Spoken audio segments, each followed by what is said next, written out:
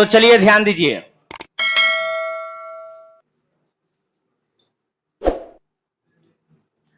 Question number 13 हम लोग discuss कर लेते हैं, क्योंकि 14 नंबर क्वेश्चन से स्पेशल ट्रांजैक्शन दिया हुआ है जिसको स्पेशल तरीके से अलग से पढ़ाया जाएगा। लेकिन फिलहाल आज 13 नंबर क्वेश्चन के बारे में बात करते हैं। चलो ध्यान दो, आइए हम बनाते हैं क्वेश्चन नंबर 13।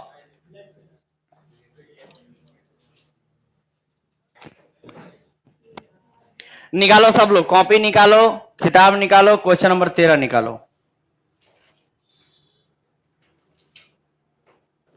जल्दी से फॉर्मेट बनाओ क्वेश्चन नंबर 13 का, क्योंकि हम फॉर्मेट में नहीं बनाएंगे लेकिन आप लोग फॉर्मेट में बनाएंगे। हम नरेशन नहीं लिखेंगे लेकिन आप लोग नरेशन लिखेंगे। क्या समझे?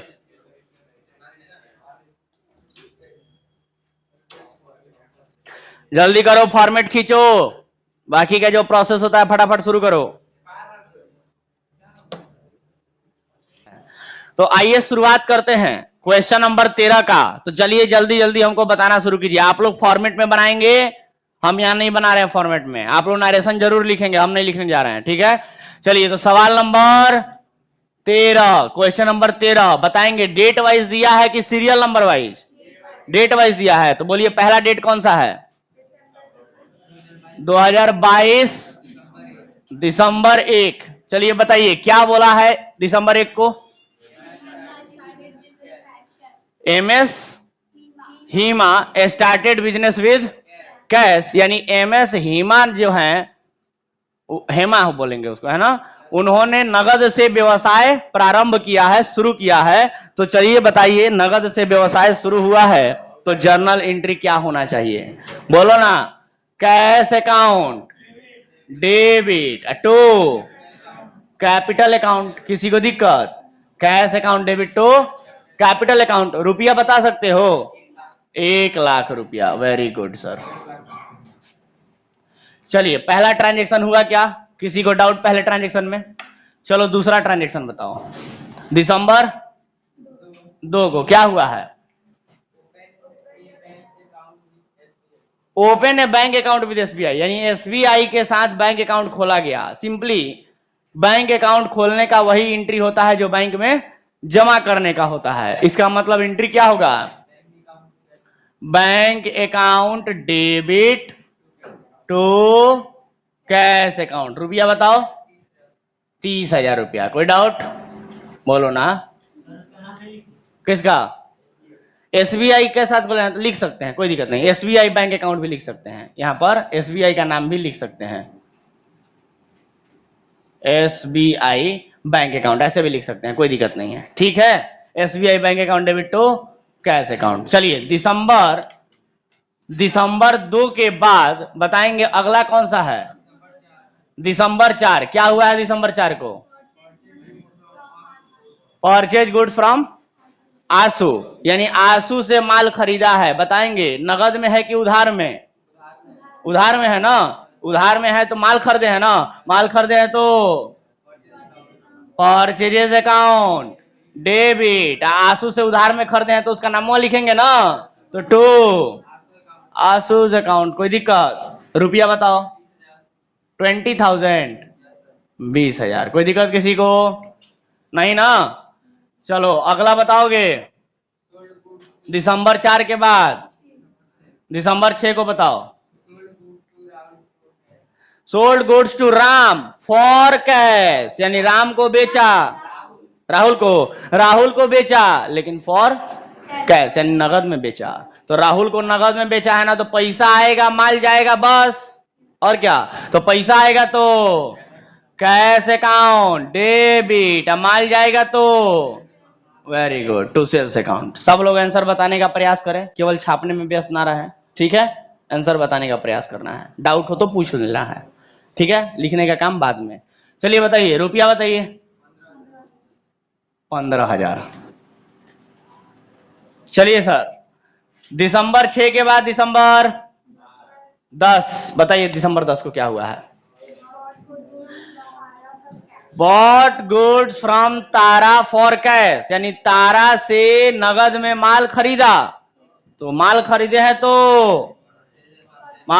हैं तो परचेजेज अकाउंट डेबिट। और उधार में खरीदे हैं कि नगद में? बोला है कि तारा से माल खरीदा नगद में, तो नगद में खरीदे तो पैसा जाएगा ना, अब पैसा जाएगा तो टू कैश अकाउंट। रुपया बताओगे? 40,000। अच्छा एक बात पूछें आप लोगों से, देख पा रहे हैं क्या, शुरू शुरू में जब हम लोगों ने जर्नल शुरू किया था तो पहले 2 अकाउंट की पहचान करना, फिर उनका नेचर पहचानना कि वो क्या है, माने पर्सनल में जाएगा कि रियल में जाएगा कि नॉमिनल में जाएगा, फिर उनका गोल्डन रूल पढ़ना, तब डेबिट क्रेडिट करना, कितना लंबा चौड़ा प्रोसेस। अब देख रहे हो कैसे फटाफट कर ले रहे हो डायरेक्ट। लेकिन विश्वास मानो कि वो प्रैक्टिस अगर नहीं कराए होते ना तो डायरेक्ट नहीं कर पाते, बहुत मुश्किल होता। कोई लोग कर भी लेते हैं तो जान लीजिए कि अगर उनसे पूछा जाए कि बताओ भाई डेबिट कहाँ किए, भाई क्रेडिट कहाँ किए, तो वो फंस जाएगा, नहीं बता पाएगा। लेकिन आप लोग बता सकते हैं ना कि डेबिट कहाँ हुआ है और ये क्रेडिट क्यों हुआ है। बताओ परचेज डेबिट क्यों हुआ है? क्योंकि एक्सपेंस है सर, और एक्सपेंस का मतलब नॉमिनल अकाउंट होता है, और नॉमिनल अकाउंट में एक्सपेंस को डेबिट किया जाता है, सिंपल। या ये तो हो गया ट्रेडिशनल अप्रोच के हिसाब से। मॉडर्न अप्रोच के हिसाब से बोलना होता तो परचेज एक्सपेंस है सर, और माल खरीदने से एक्सपेंस बड़ा है, और मॉडर्न अप्रोच कहता है कि जब कभी भी एक्सपेंस बढ़ता है तो डेबिट करते हैं, इसलिए परचेज को डेबिट किए हैं। देख पा रहे हो क्या? मतलब चाहे ट्रेडिशनल अप्रोच हो चाहे मॉडर्न अप्रोच हो, तरीका चाहे जो भी हो, सर हमें सब कुछ पता है। और ये पता होने से जानते हो क्या होगा? अब मजा आएगा चैप्टर पढ़ने में, कोई भी चीज हम लोग पढ़ेंगे ना बहुत मजा आएगा। ठीक है, बस इसी को बनाए रखिएगा, लापरवाही मत कीजिएगा बीच में, नहीं तो मामला गड़बड़ा जाएगा। और इसी को बनाए रखिए, विश्वास मानिए कि आप लोगों को एहसास होगा कि सर सिलेबस पढ़ने में अकाउंट्स का मजा आ गया। चलिए दिसंबर 10 के बाद बताइए, दिसंबर 13 को क्या हुआ है? सोल्ड गुड्स टू सुमन, यानी सुमन को माल बेचा। बताओगे? सुमन को माल बेचा तो उधार में है कि नगद में? देख रहे हो कितना सटीक, एक एक पहचान हम लोग सीखे हैं बेसिक लेवल से, कि ट्रांजैक्शन कोई भी दे दे, कहीं भी क्वेश्चन में दे दे, आराम से हम लोग पहचान सकते हैं। सुमन को माल बेचा है ना, सुमन को माल बेचा है ना, तो नगद में कि उधार में? उधार में। क्यों उधार में? कैसे पता उधार में? क्योंकि सुमन का नाम लिखा है और नाम के बाद फॉर कैश नहीं लिखा है, इसलिए जो माल बेचा गया है वो उधार में बेचा गया है। तो उधार में बेचे हैं तो सामने वाले का नाम लिखेंगे ना, पैसा थोड़ी आया है, तो सामने वाले का नाम लिखेंगे। क्या नाम है? सुमन अकाउंट डेबिट। माल बेचे हैं तो टू सेल्स अकाउंट। कितने रुपए का? 20,000 रुपए का। किसी को कोई डाउट? बोलो ना। Very good sir. चलो दिसंबर 13 के बाद बताओ, दिसंबर 16 को क्या हुआ है? बातें नहीं होनी चाहिए, इधर सवाल का जवाब दीजिए। 16 तारीख को ट्रांजैक्शन बोलिए। Receive cheque from Suman and discount allowed, यानी सुमन से चेक प्राप्त हुआ है और उसको हमने डिस्काउंट दिया है, तो चेक मिला है ना। तो चेकवा बैंक में गया है कि नहीं गया है, बोला है? नहीं बोला है, तो कैसे पता चलेगा कि बैंक में गया है कि नहीं गया है? यस, तो देखो दिया है क्या? सुमन का चेक बैंक में गया, इसके बारे में आगे कुछ लिखा है क्या? आगे कुछ नहीं लिखा है का मतलब क्या हुआ? कि आज जो चेक मिला है सुमन से वो बैंक में चला गया है सर। तो बैंक में गया तो बैंक बैलेंस बढ़ेगा ना, अब बैंक बैलेंस बढ़ेगा तो बैंक अकाउंट डेबिट, हमने डिस्काउंट भी तो दिया है। बक टू कह रहा है, टू डिस्काउंट अकाउंट। डिस्काउंट दिए हैं तो डिस्काउंट एक्सपेंस या लॉस हुआ ना। डिस्काउंट देना यानी कि छूट देना हमारे लिए खर्चा या नुकसान है ना, एक्सपेंस या लॉस है ना। एक्सपेंस या लॉस को क्या करते हैं? डेबिट करते हैं। तो टू कैसे बोल दिए? साथ में ये भी तो बताए हैं, जहां होगा कैश या बैंक वहीं होगा काहे होगा, ये जानते हो ना। टू बोलो, बोलो ना, किससे मिला है पैसा? सुमन से, तो टू सुमन से, टू सुमन से अकाउंट, सुमन जी से मिला है ना। चलिए बताइए बैंक में पैसा कितना आया है? बोलो ना भाई। 19,500। डिस्काउंट कितना दिए हैं? 500। टोटल मिला के हिसाब कितने का हो गया? 20,000। अरे सर 20,000 का ही तो करना था ना, कहे कि देखो ना 13 तारीख को सुमन को माल बेचे थे 20,000 का, हो तो गया 20,000 का हिसाब। किसी को कोई डाउट? बोलो ना। तो 16 तारीख खत्म, आगे बोलोगे? और भी बाकी है, कई को बाकी है?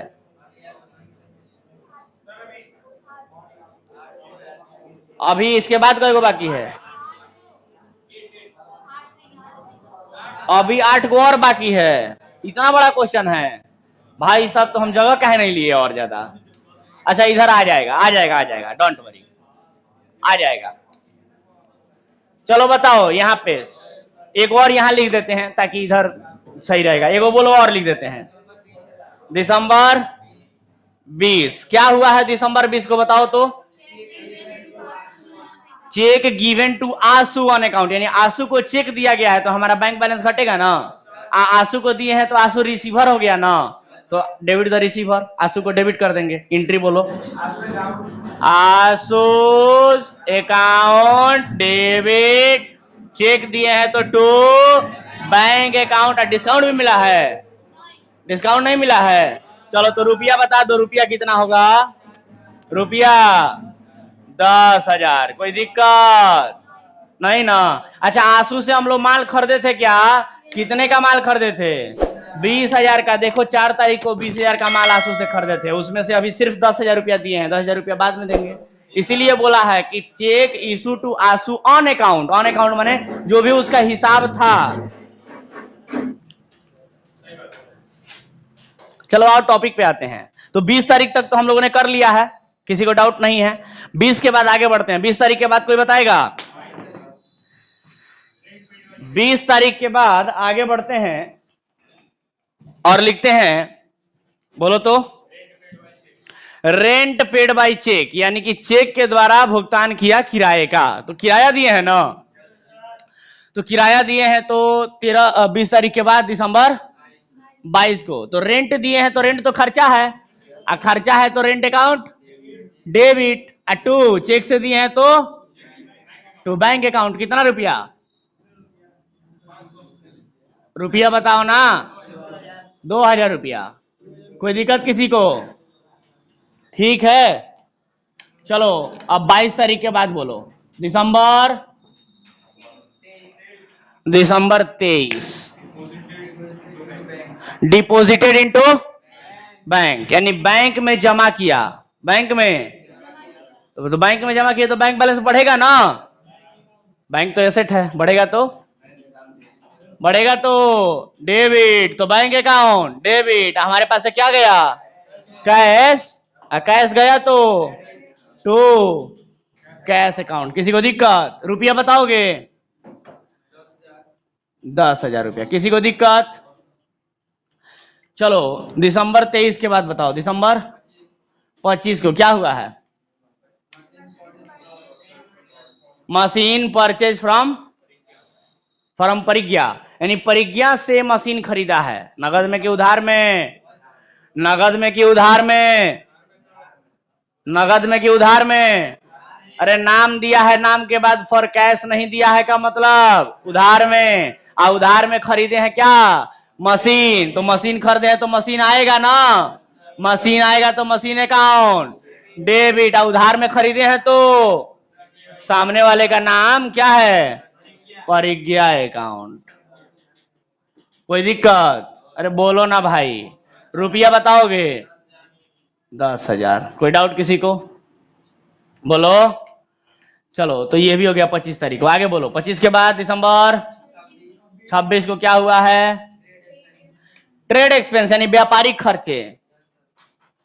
पेड बाई चेक नहीं ना दिया है, तो ट्रेड एक्सपेंस यानी कि व्यापारिक खर्च किया गया है। और व्यापारिक खर्च हमने किया है तो खर्च मतलब डेबिट। बोलो ना। Trade expense account debit. To paid किए हैं, मैंने पैसा दिए हैं, पैसा दिए हैं तो टू कैश अकाउंट। कितना रुपया? 2,000 रुपया। किसी को दिक्कत? नहीं समझे? चलो दिसंबर 26 के बाद बोलो। दिसंबर 28 क्या हुआ है? Cheque issue to Parigya. Parigya को चेक दिया गया तो परिज्ञा से माल खरीदे थे, परिज्ञा से मशीन खरीदे थे उधार में, तो परिज्ञा हमारे लिए क्रेडिटर बन गई थी, लाइबिलिटी बन गई थी। अभी हम लोग उसको चेक दे रहे हैं तो लाइबिलिटी हमारा घट जाएगा ना। लाइबिलिटी घटता है तो डेबिट। तो क्या लिखेंगे? परिज्ञा अकाउंट। अरे बोलो ना।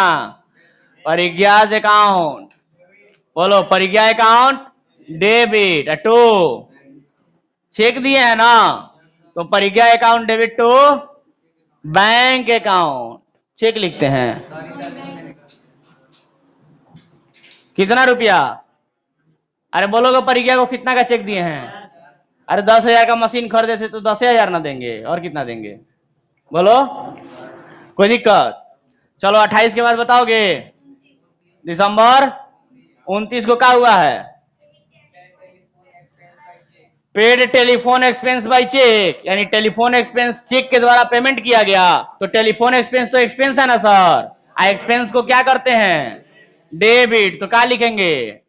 Telephone expense account debit to, cheque से दिए हैं तो टू बैंक अकाउंट। रुपया, अरे रुपया बताओ भाई, हैं 1200 रुपया। किसी को डाउट? अरे बोलो ना, किसी कोई भी डाउट? No sir. तो 29 तारीख के बाद बताओ दिसंबर 31 को क्या हुआ है? पेड सैलरी, यानी किराया दिया है, नहीं सैलरी मैंने वेतन दिए हैं। तो वेतन दिए हैं तो वेतन देना तो खर्चा है ना, तो salary account debit to cash account. Cheque से नहीं ना दिए हैं, चेक से नहीं दिए तो कैश देंगे। बोलो कितना रुपया? 4,500 रुपया। किसी को दिक्कत? अरे बोलो ना भाई। दिसंबर 31 हो गया और है खत्म। क्या बहुत भारी लगा क्या? क्वेश्चन नंबर 13 आपके सामने बन चुका है, आप चाहे तो यहां से नोट कर सकते हैं। Do it fast.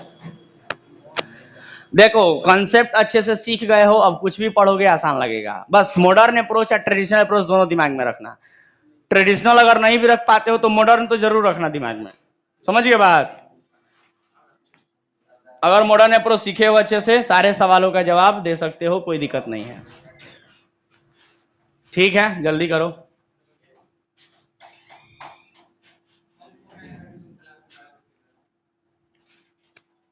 अब हम लोग शुरू करेंगे स्पेशल ट्रांजैक्शन। स्पेशल ट्रांजैक्शन पर पकड़ बना लिए ना, का मतलब जर्नल पूरा सीखे बढ़िया से। तो स्पेशल ट्रांजैक्शन को ध्यान से